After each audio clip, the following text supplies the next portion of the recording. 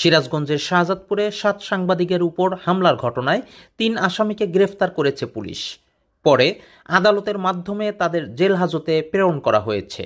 গতকাল বুধবার দুপুরে শাহজাদপুর উপজেলার নরিনা ইউনিয়নের নরিনা মধ্যপাড়ায় তুচ্ছ ঘটনাকে কেন্দ্র করে বেশ কয়েকজন যুবক সাংবাদিকদের সাথে দুর্ব্যবহার করেন এবং লাঠিসোঁটা নিয়ে হামলা চালান।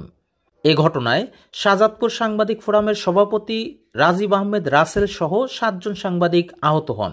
একই দিন দিবাগত রাতে সাংবাদিক রাজীব আহমেদ রাসেল বাদী হয়ে 6 জনের নাম উল্লেখ করে আরও অজ্ঞাত 5-6 জনের নামে শাহজাদপুর থানায় মামলা দায়ের করেন।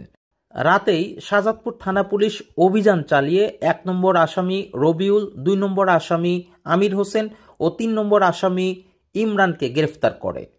এ বিষয়ে শাহজাদপুর থানার অফিসার ইনচার্জ মোহাম্মদ আসলাম আলী বলেন, মামলা দায়েরের পর রাতেই বিভিন্ন স্থানে অভিযান চালিয়ে শীর্ষ 3 আসামিকে গ্রেফতার করা হয়।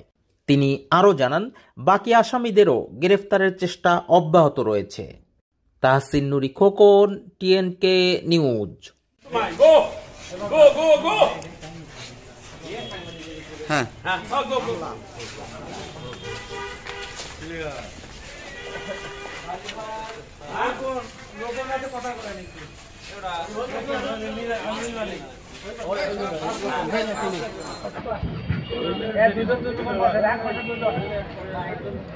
আবু তালেব মেমোরিয়াল স্কুল, মাতৃস্নেহে করে উঠুক আপনার সন্তান।